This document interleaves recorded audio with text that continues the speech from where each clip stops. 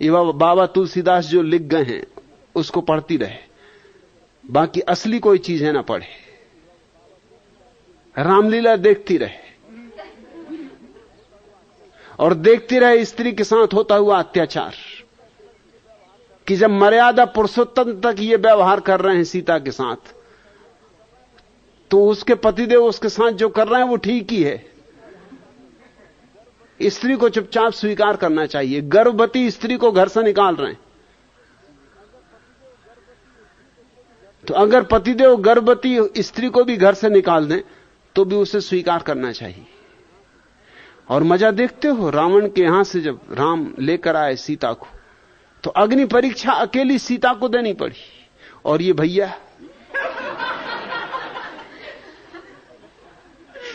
ही थे।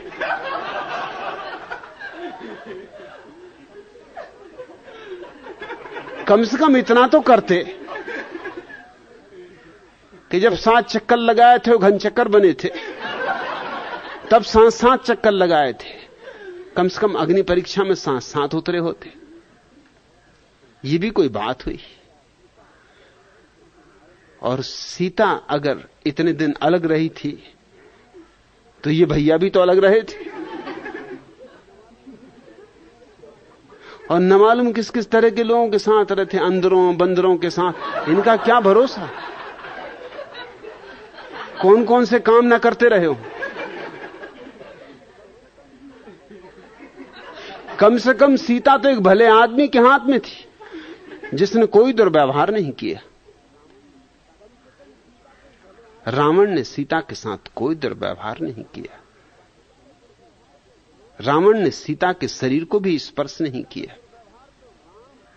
इससे ज्यादा दुर्व्यवहार तो राम और लक्ष्मण ने किया। शूर्पणखा की नाक काट ली राम के सामने। राम कुछ बोले नहीं, विरोध भी ना किया। और शूर्पणखा ने ऐसा कौन सा कसूर किया था? प्रणय निवेदन किया था। प्रत्येक स्त्री को हक है और प्रत्येक पुरुष को हक है। इंकार कर देते कि भाई मुझे राजी नहीं, कि मेरा इरादा नहीं, कि मैं विवाहित हूं। नाक वगैरह काटने की क्या जरूरत आ गई थी? ये लक्ष्मण आदमी है? एक भली स्त्री प्रेम का निवेदन कर रही है तो कह देते कि नहीं भाई, मैं पहले से नियोजित हूं, पहले से फंस गया, अब क्या करूं, अब मुझे माफ करो, कहीं और खोजो। लक्ष्मण पर सीता को भी भरोसा नहीं था, क्योंकि जब राम स्वर्ण मृग की तलाश में चले गए, क्या गजब के राम थे। अरे कहीं सोने के हिरण होते, किसी बुद्धू को भी भरोसा दिलाना मुश्किल है। स्वर्ण मृग दिखाई पड़ गया, उसकी खोज में चले गए। और ये राम थे और इनको तीनों काल का ज्ञान है। और ये मृग झूठा है, इतना ज्ञान नहीं, त्रिकालज्ञ है, सर्वांतर्यामी है। घट घट का इनको पता है, इसी एक घट का पता नहीं। चल पड़े और लक्ष्मण को कह गए पहरा देना। और जब राम ही धोखा खा गए और जब पुकार उठी जोर से कि मैं संकट में हूं, मुझे बचाओ, तो सीता बिचारी क्या करे? उसने लक्ष्मण को कहा कि जाओ बचाओ। लक्ष्मण दुविधा में पड़ा, क्योंकि राम ने आज्ञा दी थी कि पहरा देना, और सीता कहती जाओ बचाओ। उसकी झिझक देख के सीता ने जो शब्द कहे वो सूचक है। सीता को जरूर शक रहा होगा इस आदमी पर, और शक के कई कारण भी हैं। जब स्वयंवर हो रहा तो तब भी सीता देख रही होगी कि रामचंद्र जी तो बैठे थे शांति से, मगर लक्ष्मण एकदम उठ खड़ा होता था। उसको बिठाना पड़ता, भैया तू बैठ, जब बड़े भाई मौजूद हैं तू चुपचाप रहे। उसको ऋषि मुनि समझाते तब वो थोड़ा बैठता, मगर फिर उठ के खड़ा हो जाता। वो धनुष तोड़ने को एकदम आतुर हो रहा था। तब से सीता को शक रहा होगा कि यह आदमी कुछ गड़बड़। फिर अपनी पत्नी को छोड़कर, इसको तो कोई कारावास दिया नहीं था,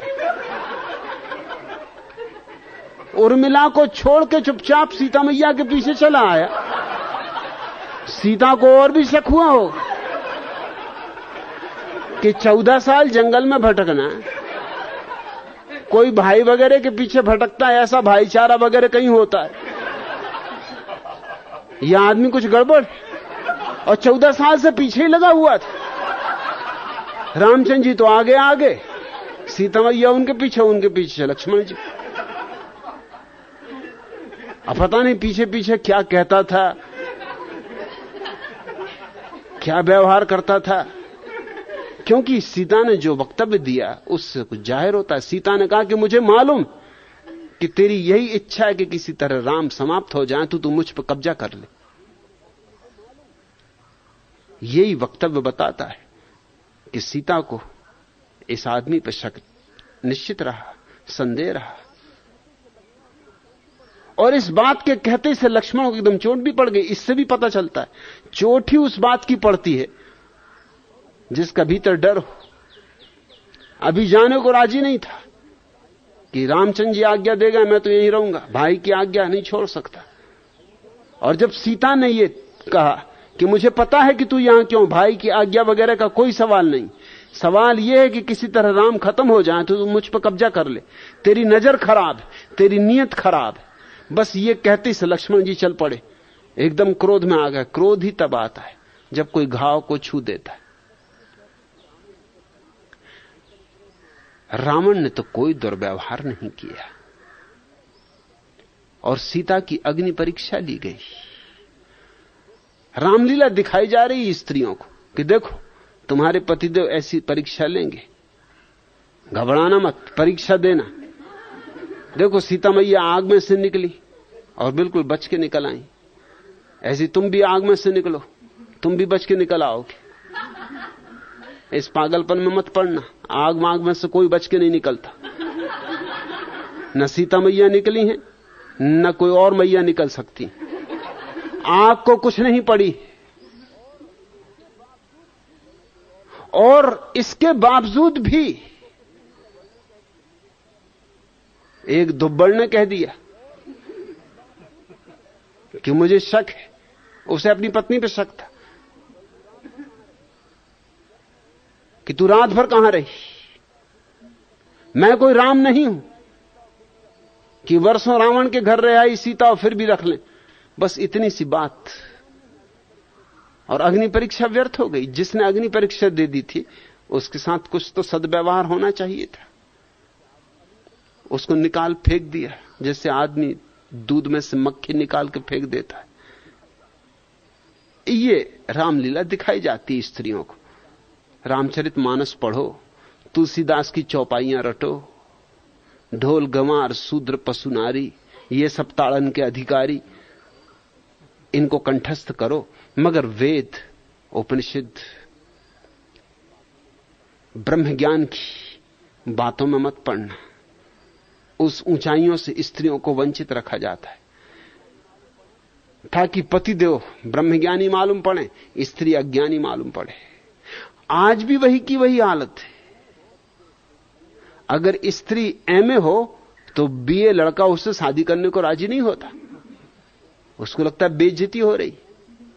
कोई पूछेगा कि पत्नी कहां तक पढ़ी, एमए, और आप बीए,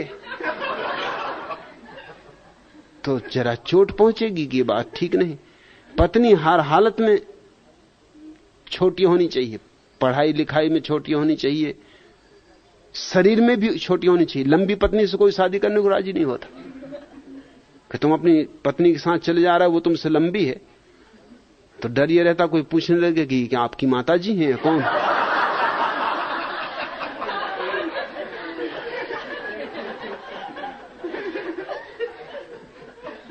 घबराहट लगती।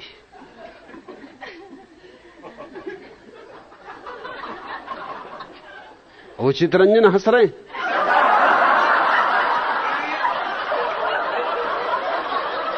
उनकी पत्नी वीणा उनसे मजबूत और बड़ी। वो जहां जाते हैं बेचारे लोग उनसे यही पूछते कि भैया माताजी को लेके कहां जा रहे हैं।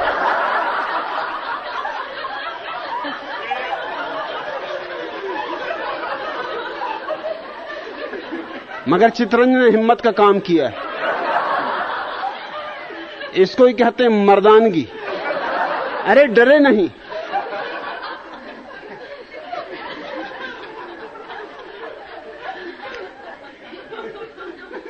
हमको तूफानों से टकराना भी आता है सफर, और होते हैं जो अंजाम से डर जाते। कोई फिक्र न की कि पत्नी 1 फीट ऊंची, जहां जाएंगे वहीं मुसीबत खड़ी करेगी। और वीणा बिचारी बहुत झुक झुक के भी चले तो भी क्या करे, शरीर से भी मजबूत है।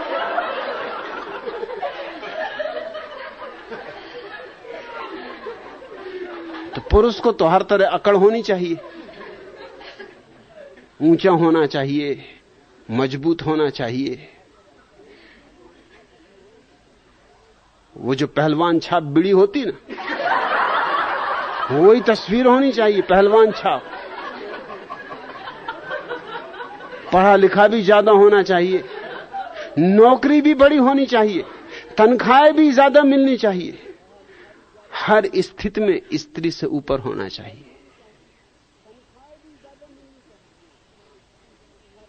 ये स्त्रियों के साथ सदियों से दुर्व्यवहार चल रहा है, और ये दुर्व्यवहार साधारण जन करें तो भी समझ में आता है, लेकिन